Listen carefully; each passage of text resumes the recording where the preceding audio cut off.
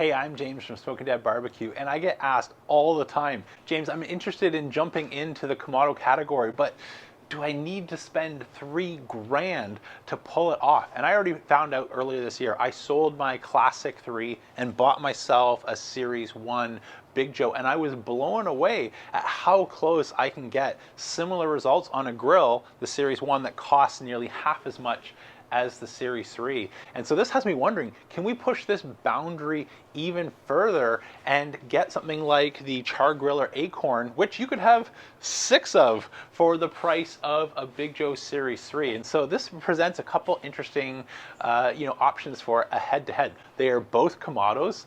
They both have a latching mechanism to help create a great seal from our dome to our base. They both have some high heat gasket material for a great seal. They both have a bottom sliding damper as well as control tower top to lock in really precise temperatures. But there's also differences in philosophy and approach. This is an insulated metal style Kamado, which is incredibly fuel efficient. And we have ceramic representing Kamado Joe, which has a lifetime warranty, great moisture retention properties, great residual heat retention, but at the same time, I'm also able to burn a nice, clean, hot fire, and we've discovered a lot.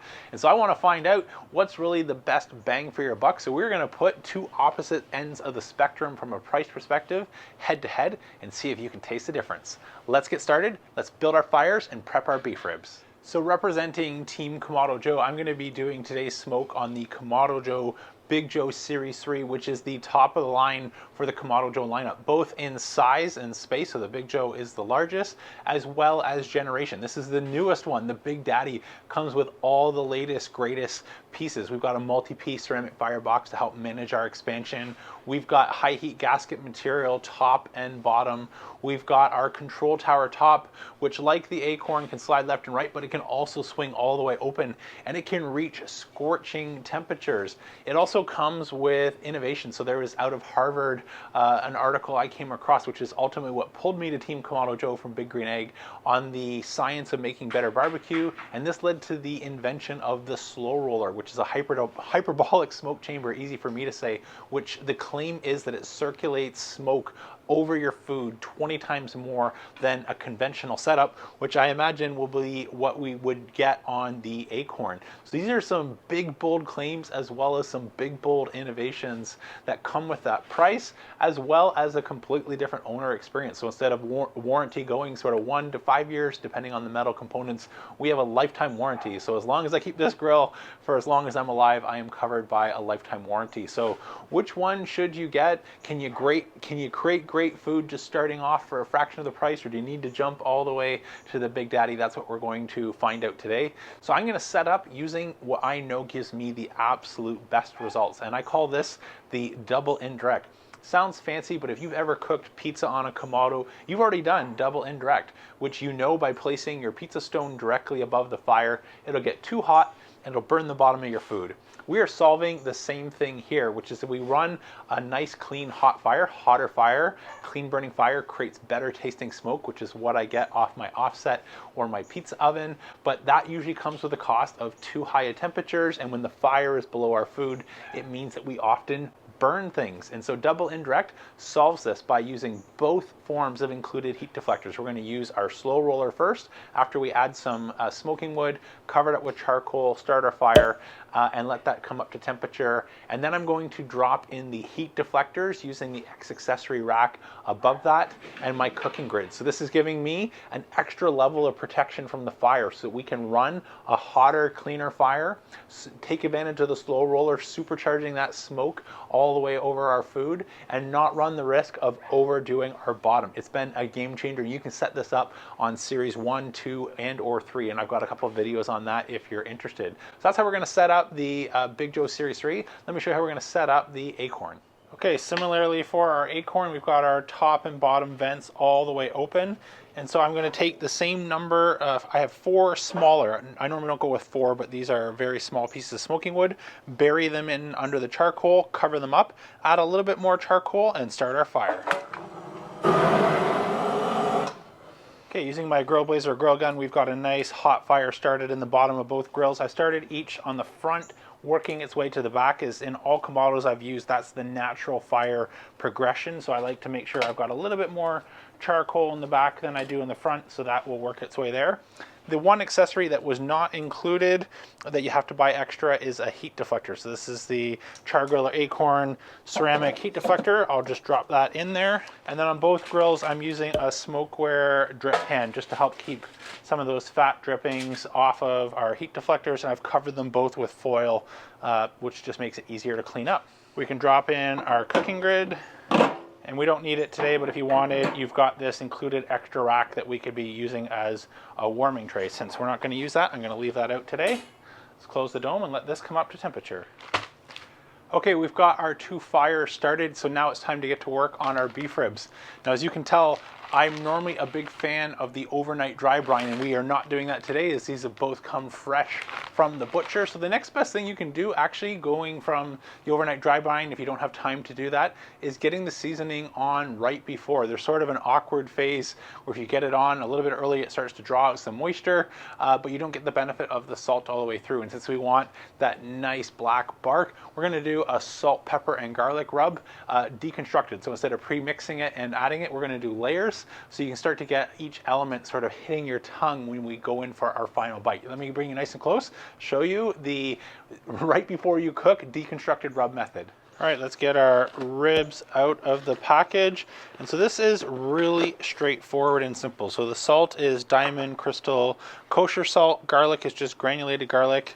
And then for pepper, I've just got some peppercorns in my pepper cannon here. Pop that off so you can see that we are going to grind up.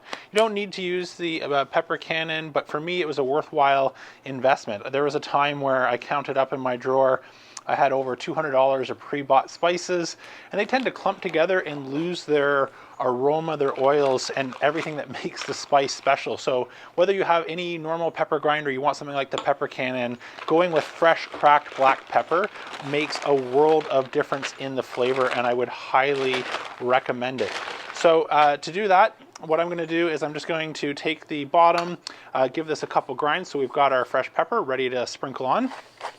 Take you fast forward while I do this. It'll only take about 20-30 seconds. That's one of the things that's nice about the pepper cannon, is it's 20 times faster than a normal pepper grinder. Okay, that's great. We've almost nearly got that full, so that's plenty of pepper. So I'm going to start with salt, then we'll do our garlic, and then lastly our pepper. We'll start on the bottom and then go to the presentation side.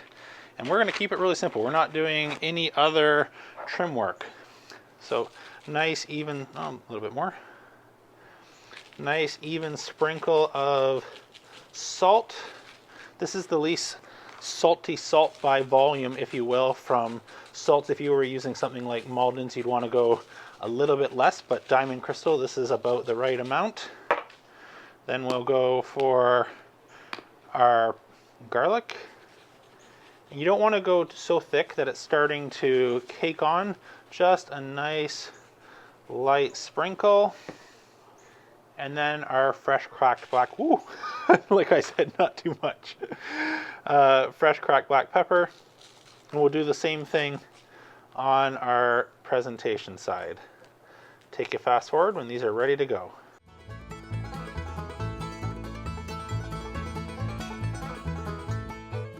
Okay, these look good, so let's get a meter probe just to keep track of each cook. I see a lot of questions on the meter probe, and so there's a lot of options up to you in terms of if you place it vertically, this will give you more like a dome temperature. If you place it parallel to the grid, this will give you a grid temperature. And if you place it on a 45-degree angle right above your meat, it'll give you a meat temperature and won't actually let you know what's going on your grill. So just make sure you pay attention to how you insert that, as well as not to hit any bones. So I'm going to go for a grid temperature, which means I'm just going to find a thick part here, avoiding the 2 bones, and insert right to that line. And I'll do the exact same thing with probe number 2 on our second set of beef ribs. We're going to be tracking along today's cook at about 300 degrees Fahrenheit, 270 to 300, but since we're going grid temperature, we're more likely to see 300 to 330 as the grid will run about 15-20 degrees hotter than what we'll ever see on our dome. Let's go get these on. So how did each grill perform? Now that we've got our beef ribs off and into the cooler, so they are doing an FTC, which is foil towel and cooler rest, it gives me time to walk through some of the differences between how these two grills go about their smoking business. So it started off, wanted to treat each one the same. And so what I would normally do is my ash drawer hack, where I pull out the ash drawer, and with double indirect and the charcoal basket, you can actually get away with even something as large as a wood chunk and get this to combust. But if you're having any trouble with that, wood chips will absolutely burn. But I did an experiment already with my Kettle Joe versus the Akorn, and I didn't get any combustion whatsoever in the bottom ash collector tool. And so I wanted to give it a best chance of trying to make this as equal as possible. So I went with some wood pellets. These will produce smoke with the least amount of heat and hot coals and embers falling down. And so this is where the differences started to show up. One, just practically speaking, it's much harder to get access to the bottom ash drawer on the Akorn. So you have to unlatch sort of the two sides and then pull out the ash collector, and now your fire that's actually burning, can drop out and you're handling some of those hot coals. But once you're able to do that, just get a handful of wood pellets. I threw those in there and put it back into place. On my Big Joe Series 3, I did the same thing that I would normally do with the ash drawer, just pull that out and put in some pellets. So there was a practical, ease of use difference here. The other thing that I started to notice is just the efficiency differences. And this is something that I saw in that Kettle Joe test. And I wanted to immediately after the beef ribs take a look inside each grill. So I opened up the Akorn. It finished just ahead of the Big Joe Series 3. And much to my surprise, even with wood pellets, most of these looked as if they hadn't even started to burn. So they were completely unburnt. When I removed everything from the grill itself and went to take a look inside, thankfully the wood chunks that we placed 4 in each grill, those were completely gone. I couldn't find any evidence of them surviving, but a large amount of charcoal remained. When I look inside the Big Joe, just like always, the wood pellets were completely gone. In fact, they burnt through, and I added some at 2 other points when I was spraying and adding wood chunks or wood chips and pellets, because they will last about an hour. So I was able to go through that several times, and even at the end, those have been completely consumed. Taking everything out of the grill, it's another opportunity to see what the fire looks like. So when I looked at the Akorn running at 300 degrees Fahrenheit on the temperature gauge, pull everything out, you barely see any signs of life from a fire. There's just a few glowing embers, and that's what the fire looked like and was maintaining. And my vents were so dialed down that you barely needed any air whatsoever to maintain that 300 degrees Fahrenheit. The vents, by comparison, on the Big Joe, I went with my normal 1 finger on the bottom, and for 300 degrees Fahrenheit, you're just about a ½ inch past the first line on the Kontrol Tower top. And so likewise, when you pull everything out of the grill, you're greeted with what you're supposed to get from a double indirect, which is live fire. So we are working harder, we're burning more charcoal, and you see open flames. And so that's what 300 degrees Fahrenheit looks like on my Kamado Joe. You saw what 300 degrees looks like on the Akorn, and here's what 300 degrees looks like either on my pizza oven and or on my offset. So you get a sense as we move up the scale here, you go from glowing embers to just wide open flames. And this is what we're trying to bring into our Kamado, is that wood-fired experience you get on the pizza oven or the offset, because it tastes better. You can taste that. So is that going to show up today, though, between this Kamado in-family battle? We're about to find out. Our rest is nearly complete. Let me meet you over by the cutting board. We'll slice these up and dive in for our taste test. These both look and smell amazing. Not much to give them away from the outside, so we'll really have to see how our smoke ring and our taste looks. They look pretty similar to me. So on my right, your left is the Akorn, and on my left, your right is the Big Joe. So they're in the exact order of the grills that they came off. Let's cut these open and take a look. So that looks good. We've got well marbled fat there. That's really juicy and pretty decent for a smoke ring. That's actually better than what I thought based on the amount of charcoal that we used. These are looking pretty good. Nice, and again, super juicy. Let's go for the Big Joe here.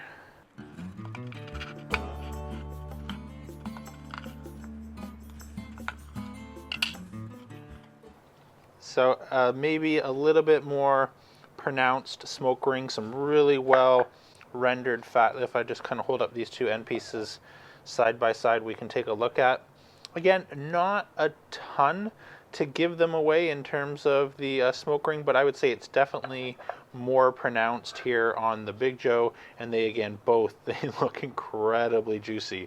So let's get a sample here. I'm going to take the third bone from each and do a bit of a taste test. Let's slide this off, nice clean, and again we'll do third bone here, see if it slides off. Nice, oh, almost clean. I'll take that as a win. Perfect, time for a taste test. So start with the Akorn beef rib here, just based on, again, the amount of smoking wood that we used. My guess is that this should be less smoky, so it should be easier to tell a difference between the two, going from less to more versus the other way around. That's why I'm starting with our Akorn. Let's dive in. I love beef ribs, and nothing wrong with that. That was really, really good. Let's jump to our Big Joe before giving any thoughts here. Grab a piece, same bone. Wow. I don't know if it's 6 times better to correlate between the price difference between these two.